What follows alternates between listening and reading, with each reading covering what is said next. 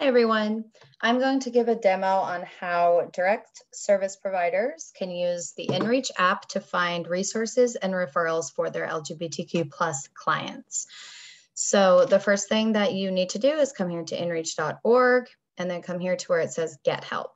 You'll notice there are two options that drop down, Get Help for Myself and Get Help for My Client. So any LGBTQ plus person in need of safe and verified resources can come here to where it says Get Help for Myself. And any direct service providers such as attorneys or law students can come here to where it says Get Help for My Client.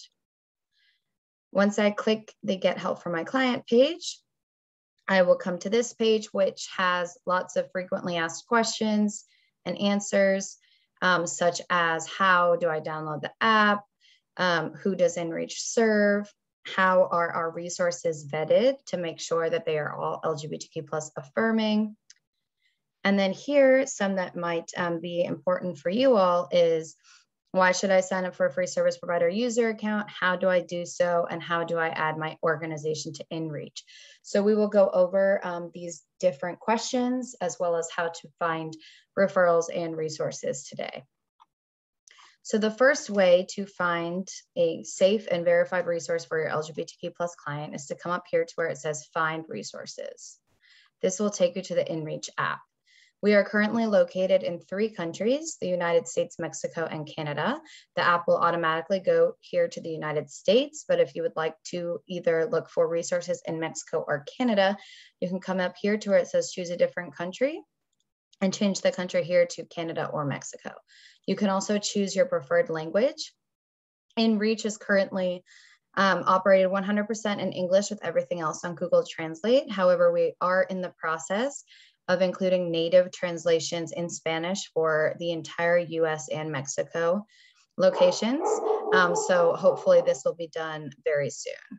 So the first thing I will do here, I'm going to look for resources in the United States, and I'm going to keep this in English. Then I will click Next. For the purposes of this demo, I thought it would be helpful if we discussed a real user story. For this demo, this person's name has been changed. But one user who used InReach was Sarah, who is a trans woman from Nigeria. Sarah fled Nigeria due to death threats due to her gender identity, and she currently lives in the US and hopes to apply for asylum based on her LGBTQ plus identity. Sarah currently lives in the Bronx in New York City and is in need of resources such as English classes, housing, legal aid for her asylum claim, as well as name and gender change, and other services. So if I were Sarah's attorney, one of the first things that I would do is just come here to InReach and start typing city, county, or state in the US. So here, since Sarah is from the Bronx or lives in the Bronx, I'm going to change this to New York. And then here, all of the different service types available on InReach will come up. So I'll just go through all of these quickly with you all. So the first option is community support, which includes cultural centers, LGBTQ centers, sponsors, and spiritual support. Computers and internet. Under education and employment, we have career counseling, educational support for LGBTQ youth, English classes, libraries, and scholarships. So Sarah had mentioned that she's interested in English classes, so I'll click that. Then we have food. Housing, we have drop-in centers for LGBTQ youth, emergency housing, housing information and referrals, as well as short-term housing. I'm going to click all the housing options here for Sarah. Under hygiene and clothing, we have clothes, gender-affirming items, gender-neutral bathrooms, and hygiene. As Sarah's attorney, I will click gender-affirming items. Under legal, we have affirmative asylum, crime and discrimination, DACA, defensive asylum, detention, legal hotlines, name and gender change, and SIJS. So I'm going to click here affirmative asylum as well as name and gender change. Let's say that I am Sarah's attorney and I'm currently leading her asylum application case, but maybe I need a referral for her legal name and gender change. So this could still be relevant for me. Then we have mail. Then we have medical, which includes abortion services, COVID-19 services, dental care, HIV and sexual health, medical clinics, OBGYN services, physical evaluations for asylum claim, and trans health. Here I might click trans health and physical evaluations for asylum claim. Then we have mental health, which includes hotlines, private therapy and counseling, psychological evaluations for asylum claim, substance use, support groups, and trans support groups. So for Sarah, I might click trans support groups and psychological evaluations for asylum claim. Then we have sports and entertainment, translation and interpretation, and under transportation, we have transit passes and discounts and transportation assistance. Then we can come here to where it says additional filters. So these filters are really important, especially for undocumented folks. So currently Sarah is undocumented. So I'm going to come here to additional filters. I'll just go over all of these with you all.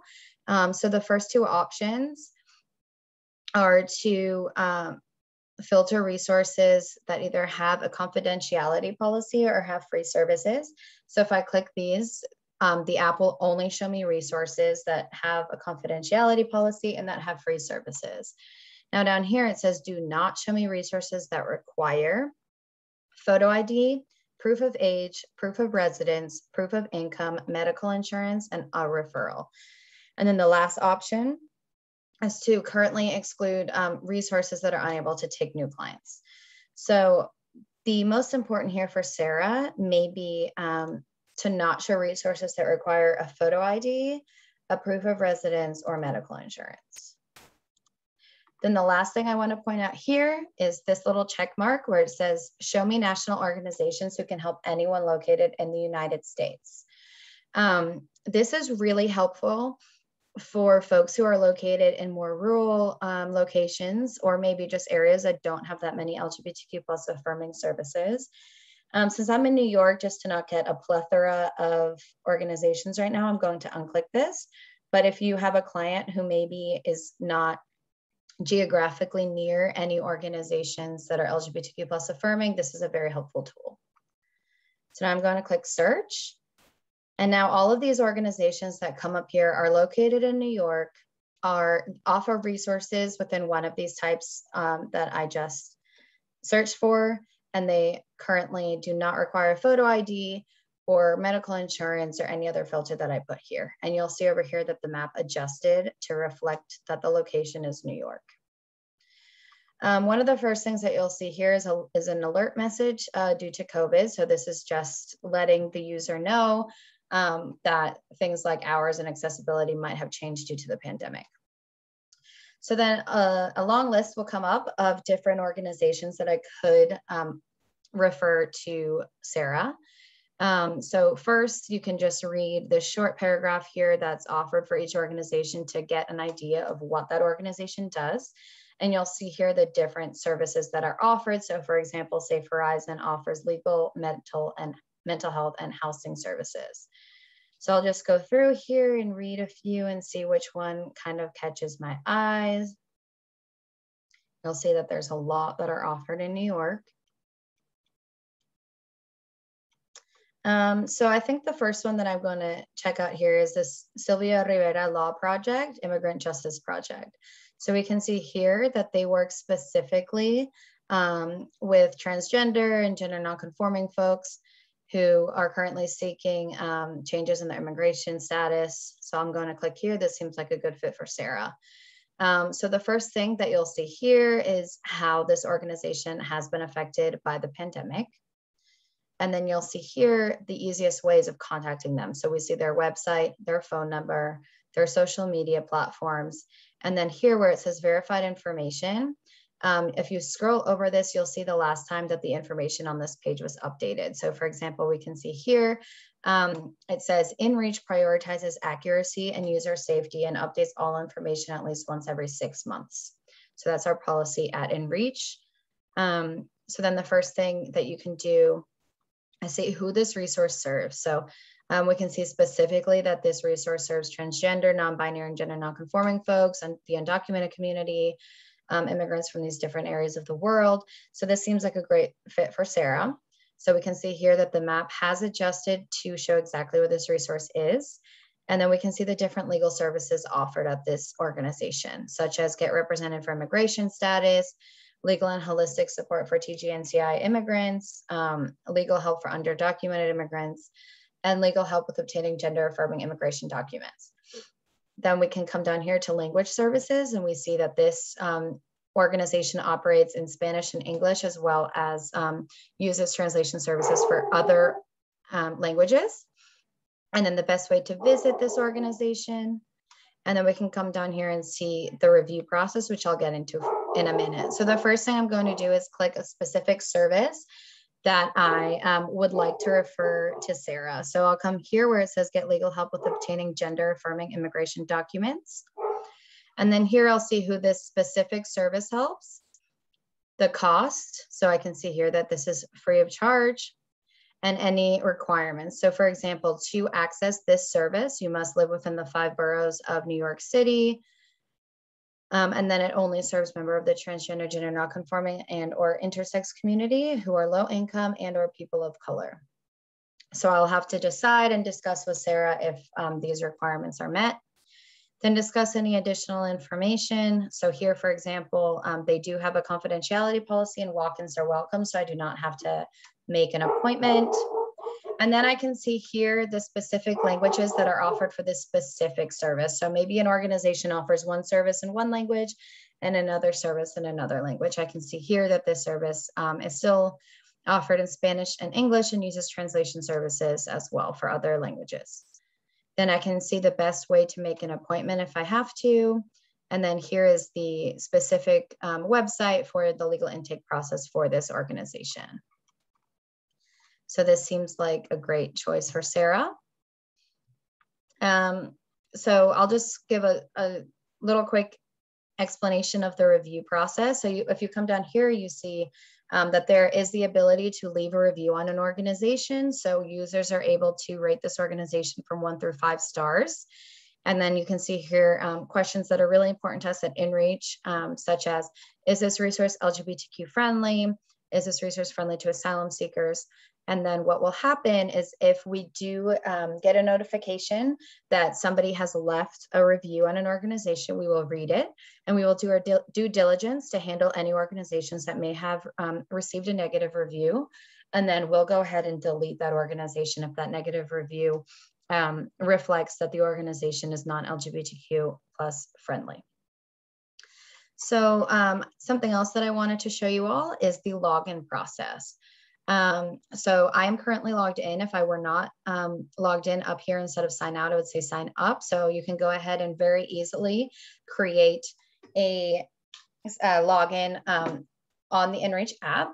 If you are adding an organization login, so if you would like to represent your organization's page on InReach, you can just sign up for an organization there and sign up for your login. So you can come over here to where it says get help for my client, come down here to where it says, how do I sign up for a service provider user account? So here, when you click sign up, it will say I'm an attorney or law student, or I'm a non-legal service provider.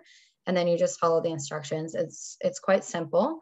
And then we will attach your login to the organization's page to make sure that you can make edits yourself. If you have any questions about that, I encourage you to either read the Get Help for My Client page or also ask us. You can go ahead and send us an email up here in the Contact Us link up here.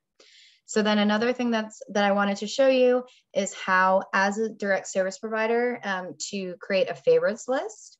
And then use that favorites list to either send to your client different referrals for resources, or also to maybe send to another attorney or another direct service provider if you are collaborating on a client or something of that sort. So as I said, if you were not signed in, you'll be able to sign up or log in up here. And then once you're logged in, you'll be able to come here to this page that says view your favorites.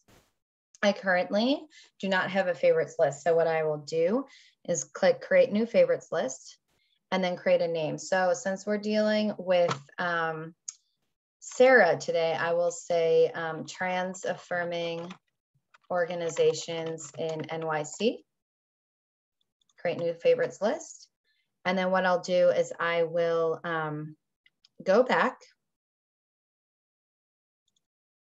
and I can actually add a certain organization to my favorites list. So here, the Silvio Rivera Law Project, I can just come up here to this heart, and where here my favorites list appears, trans affirming organizations in NYC. I'll add that to my list, go back to my search results, and then add any other organizations that I would like to add to my favorites. So when I come up here to where it says view your favorites, I'll be able to see all of those organizations here.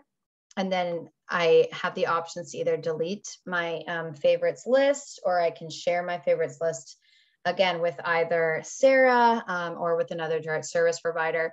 And when I share this with Sarah, excuse me, Sarah will be able to see the website, the email, the phone numbers, and everything, so that she can either contact them herself, or maybe she will collaborate with you to do so. Okay, then I think the very last thing that I want to show you all today is on the bottom of the website, really, no matter what part of the website you're on, if you come down here to the bottom of the website, you'll see the option to suggest a resource. So if you currently work for an organization, or you know of an organization that you have collaborated with in the past who you know are LGBTQ plus affirming, and you do not see them on the InReach app, you can come here to the suggest a resource page, and we will get a notification when you do so, and we will be able to then do the verification process to decide to add that organization to the InReach app. So yes, that is everything. So thank you so much for all that you do for your LGBTQ plus clients. If you have any questions, you can come here to the frequently asked questions page, or you can also always contact us. Thank you very much.